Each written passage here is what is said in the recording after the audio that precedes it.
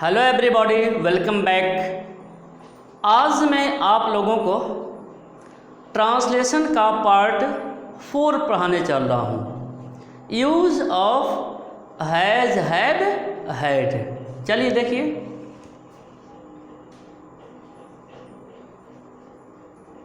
Use of has, had और had.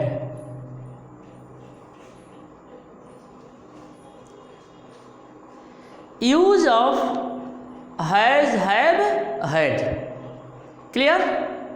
तो have means होता है रखना। क्लियर? और यह बेस फॉर्म में होता है, यह बेस फॉर्म में होता है या फर्स्ट फॉर्म में होता है, जो प्रेजेंट टेंस में सामान्यतया प्रयोग होता है। क्लियर? हैव मीन्स रखना, यह हेल्पिंग वर्ब के रूप में नहीं है, यह बेस फॉर्म में है, मेन वर्ब के रूप में है। क्लियर? उसके बाद हैज़, जो हैज़ है वह भी हैव का ही एक फॉर्म है और यह सिंगुलर फॉर्म है, यस या ईएस फॉर्म है। क्लियर? इसे भी बेस फॉर्म कहा जाता है। उसके बाद आपका है had. Had passed and past participle में प्रयोग होता है। क्लियर? हमने बताया कि जो हैड है वह पास्ट और पास्ट पार्टिसिपल दोनों में प्रयोग होता है। फिर से, जो हैड है वह सेकंड फॉर्म और थर्ड फॉर्म दोनों में प्रयोग होता है। अब आप कहेंगे कि हैड सेकंड फॉर्म में है, थर्ड फॉर्म में है, तो फर्स्ट फॉर्म क्या होगा इसका? तो इसका फर्स्ट फॉर्म हैव होगा या हैज होगा। क्लियर?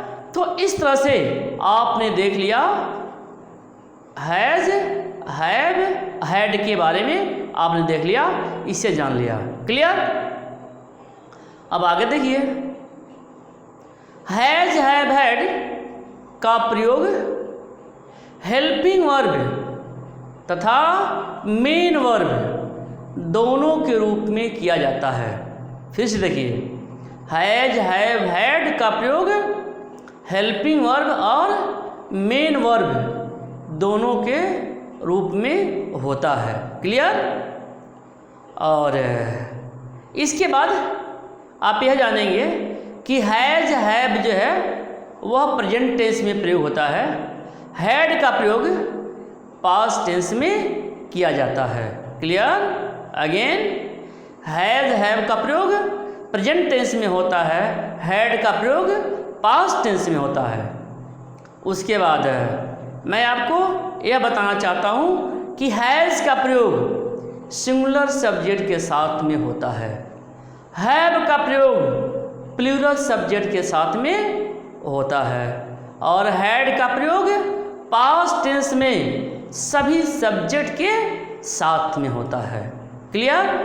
चलिए, अब हम हैज, हैव, हैड का प्रयोग मुख्य क्रिया के रूप में बताते हैं।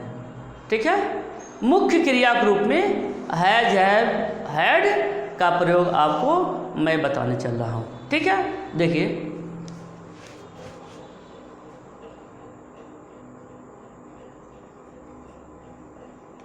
मुख्य क्रिया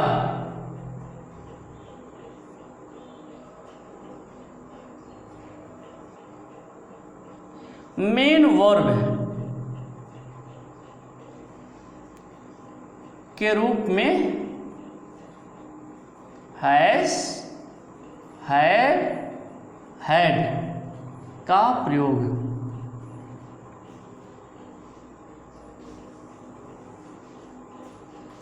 मुख्य क्रिया मेन वर्ब के रूप में हैज, हैव, हैड का प्रयोग। क्लियर? तो इसका पहला सेंस यह होता है कि इसका मतलब रखना या पास होना, ठीक है, मतलब इन द सेंस ऑफ पॉसेस, ये प्रयोग है।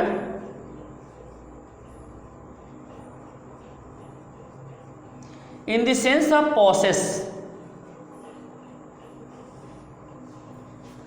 इन द सेंस ऑफ पॉसेस मतलब रखना या पास होना के अर्थ में, रखना या पास होना के अर्थ में। देखिए, जो हैव शब्द है इसके बहुत सारे प्रयोग होते हैं। इसका बैठने के सेंस में प्रयोग होता है, इसका खाने पीने के सेंस में प्रयोग होता है। क्लियर? जैसे मान लीजिए आप कहते हैं कृपया बैठ जाइए, तो इंग्लिश में कहेंगे प्लीज हैव योर सीट। कृपया एक कप चाय पीजिए, please have a cup of T. पीने के लिए हमने ड्रिंक या टेक का प्रयोग नहीं किया, बैठने के लिए हमने सीट का प्रयोग नहीं किया। तो इस तरह से जो हैव है, हैज है, हैड है, इसके बहुत सारे प्रयोग होते हैं। कुछ मैं बताने चल रहा हूँ रखना या पास होने के अर्थ में, मैं इसका प्रयोग बताने चल रहा हूँ। और भी सारे प्रयोग हैं, लेकिन इसे देखिए, जैसे मेरे पास एक गाय है,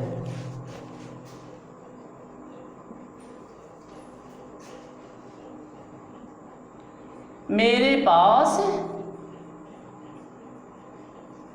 एक गाय है। आई हैव अ काऊ।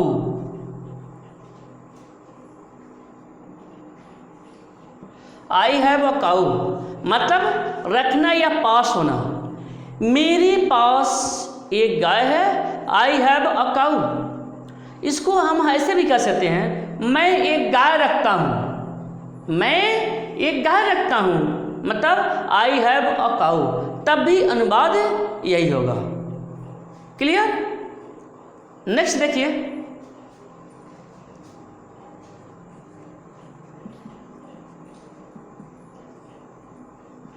शांति के पास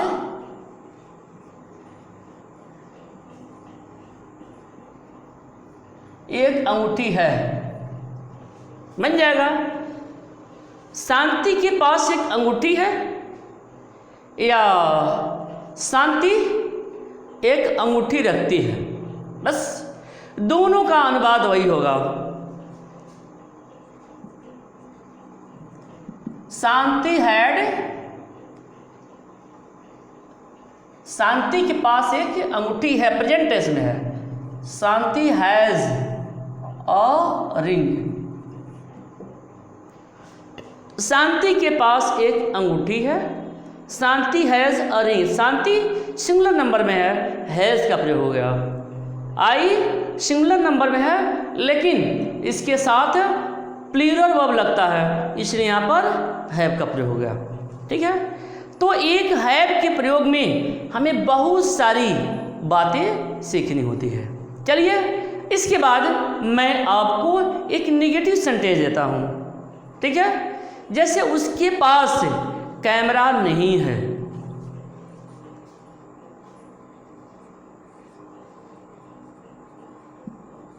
उसके पास कैमरा नहीं है, उसके पास कैमरा नहीं है, या वह कैमरा नहीं रखता है, दोनों का अनुवाद होगा ही हैज नो कैमरा।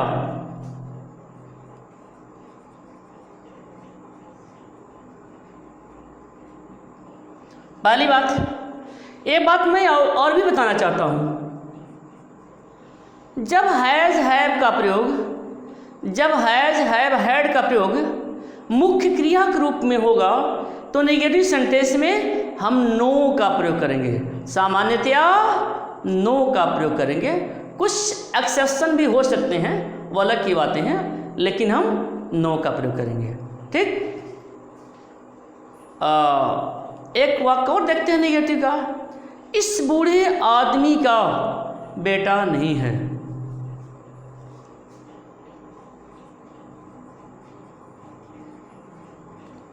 इस बूढ़े आदमी का बेटा नहीं है।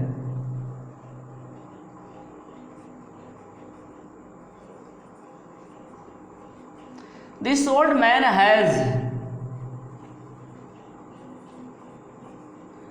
no son। हो गया। इस बूढ़े आदमी का बेटा नहीं है, नहीं है। This old man has no son। ठीक है, और देखते हैं। चोरों के पास हथियार हैं। चोरों के पास हथियार हैं।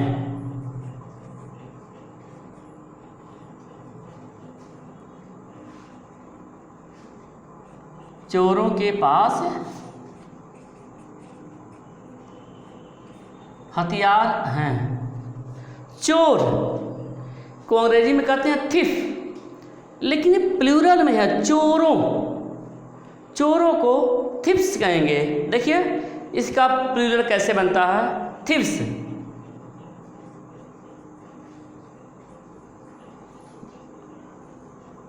Thief's have weapons. देखिए थिप्स हैव वेपन्स, चोरों के पास हथियार है। नेक्स्ट सेंटेंस देखते हैं। रमेश के पास घड़ी नहीं थी।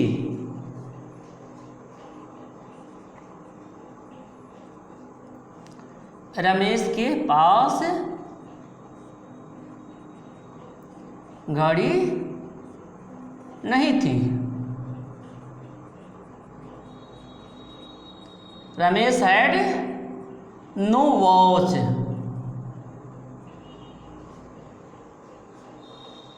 ठीक है, रमेश के पास घड़ी नहीं थी। Ramesh had no watch, past tense में है, यहाँ पर हैड का प्रयोग हो गया। क्लियर? चलिए इसके बाद हम आपको नेक्स्ट यूज बताने चल रहा हूँ, अर्थात in the sense of take और eat. In the sense of take और ईट मतलब लेना या खाने पीने के अर्थ में। In the sense of take and eat. देखिए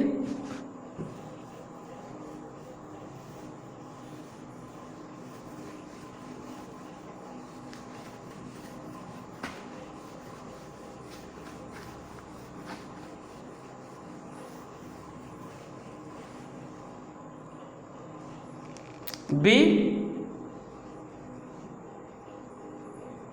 इन the sense of take and eat, लेने या खाने के अर्थ में। लेने या खाने, लेने या खाने पीने के अर्थ में भी हम इसका प्रयोग करते हैं। क्लियर? लेना, ग्रहण करना। कृपया अपना आसन ग्रहण कीजिए। देखिए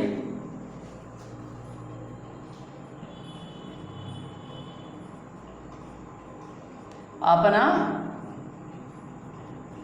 आसन ग्रहण कीजिए।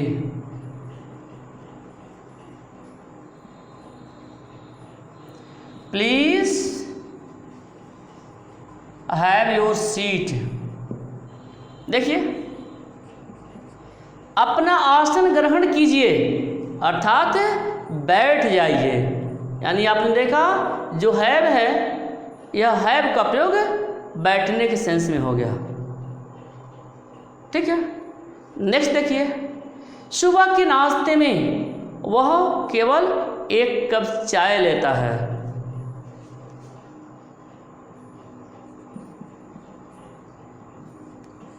सुबह के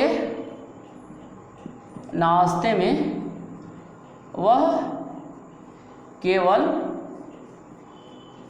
1 कप चाय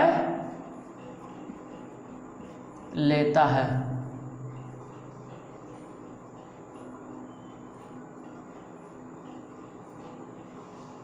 ठीक है, सुबह के नाश्ते में वह केवल 1 कप चाय लेता है। क्या बन जाएगा? He has only A cup of T for breakfast. He has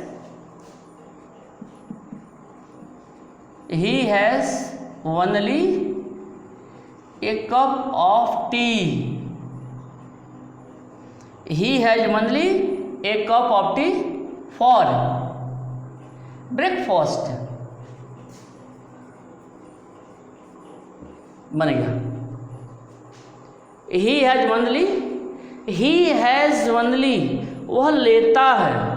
he has only, he singular number में है लग गया, यानी हैज़ का प्रयोग सिंगुलर नंबर में होता है। He has only A cup of T for breakfast. Clear? वह अर्थात सुबह के नाश्ते में वह केवल 1 कप चाय लेता है। क्लियर? नेक्स्ट सेंटेंस देखिए, दोपहर के भोजन में आप क्या लेते हैं?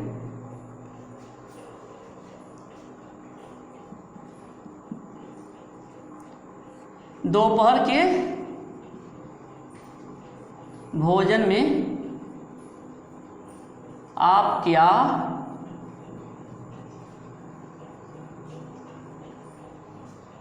ध्यान दीजिए, जब वाक्य निगेटिव हो या इंट्रोगेटिव हो तो उस कंडीशन में आप चाहें तो हेल्पिंग वर्ब डू, डज या डिड का प्रयोग कर सकते हैं। ठीक है, जैसे यह सेंटेंस आपका इंट्रोगेटिव है।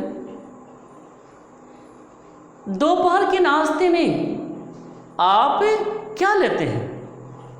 तो बनाएंगे what do you have for lunch. What do you have for lunch बन गया। लंच मीन्स दोपहर का भोजन। What do you have for lunch, दोपहर के भोजन में आप क्या लेते हैं। क्लियर? तो बन गया आपका। जब हेल्पिंग वर्ब का प्रयोग हो जाएगा किसी वाक्य में तो उस कंडीशन में हमेशा और हमेशा आप हैव का प्रयोग करेंगे। इस बात को ध्यान में रखेंगे, जब भी हेल्पिंग वर्ब का प्रयोग हो जाएगा तो हमेशा और हमेशा हैव का प्रयोग आपको करना है। क्लियर? नेक्स्ट देखिए, हम रात का खाना 8 बजे खाते हैं। ठीक है, हम रात का खाना 8 बजे खाते हैं।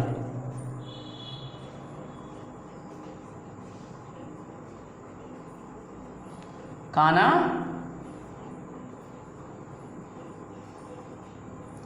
8 बजे खाते हैं। वी हो गया, वी हैव, हैमिस खाते हैं। वी हैव, देखिए we have dinner,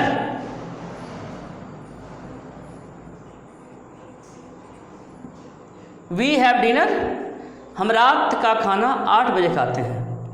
we have dinner at 8 o'clock।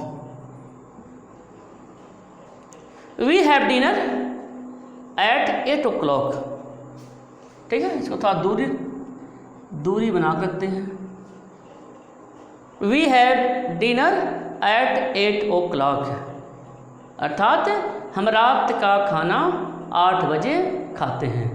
अर्थात आपने देख लिया कि जो हैव है, हैव का प्रयोग टेक और इट दोनों के सेंस में होता है। क्लियर? चलिए नेक्स्ट मैं बताने चल रहा हूँ C, in the sense of feel और एक्सपीरियंस। देखिए यह आपके समझ में आ गया होगा, आगे देखते हैं।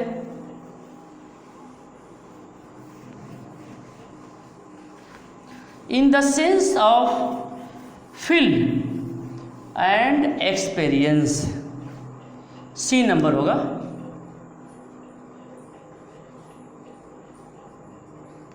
In the sense of feel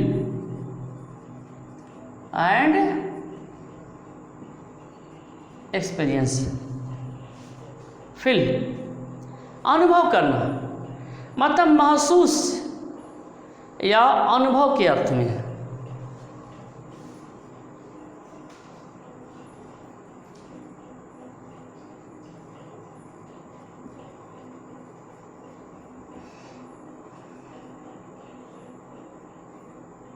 महसूस या अनुभव के अर्थ में, ठीक है। महसूस करना, कुछ चीज़ें ऐसी होती हैं जो दिखती नहीं, जिसके पास होती हैं वह उसको महसूस करता है। ठीक, जैसे मान लिया आप कहते हैं कल रात मुझे तेज बुखार था। क्लियर?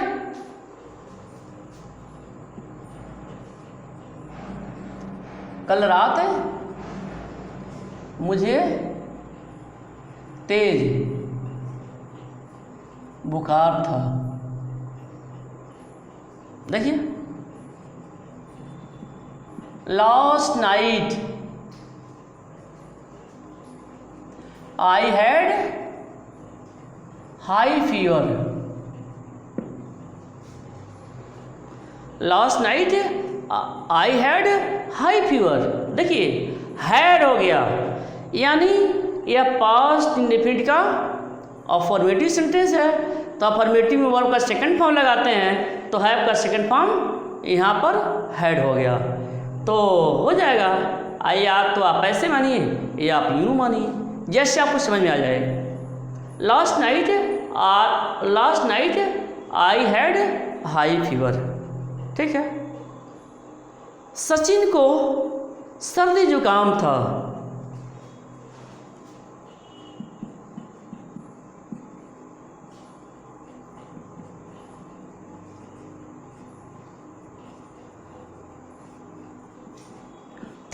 पास्ट टेंस में आ गया।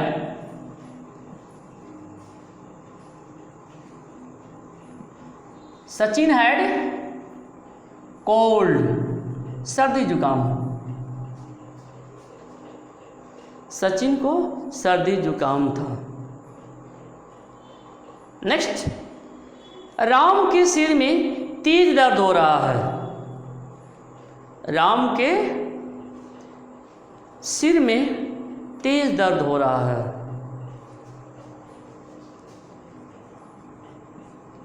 राम के सिर में तेज दर्द हो रहा है, बन जाएगा। Ram has a severe headache.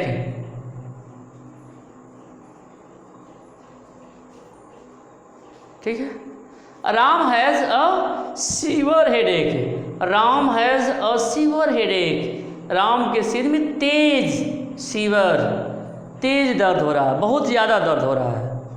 Clear? तो इस तरह से आपने देखा महसूस करना या अनुभव करने के सेंस में भी हैज, हैव, हैड का प्रयोग होता है। क्लियर?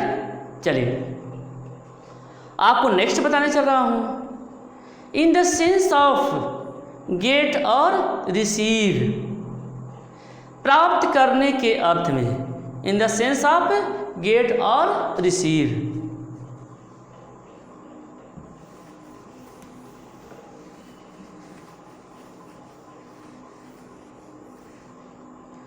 डी,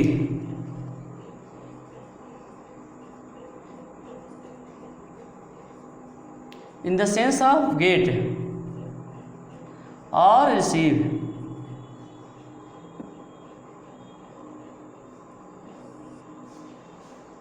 गेट मीन्स प्राप्त करना, यानी या रिसीव मीन्स प्राप्त करना, यानी प्राप्त करने के अर्थ में। देखिए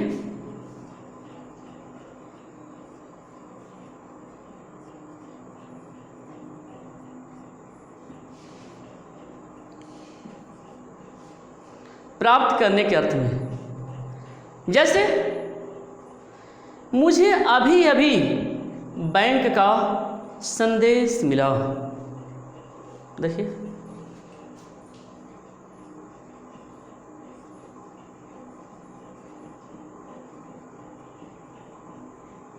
बैंक का संदेश मिला,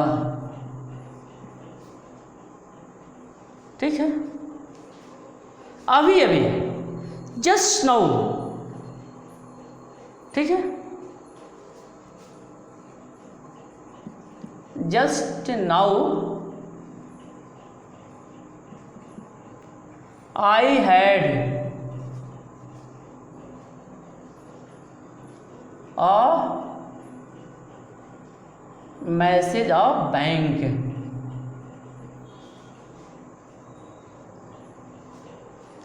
Just now I had a message of bank, अर्थात अभी अभी मुझे बैंक का संदेश मिला। Just now I had a message of bank या from बैंक, ठीक है। देखिए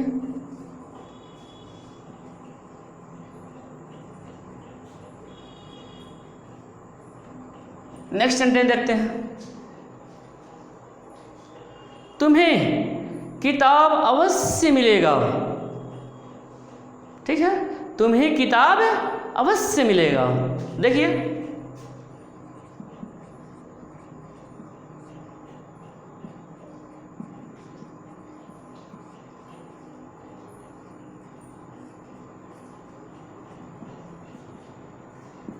बन जाएगा you will certainly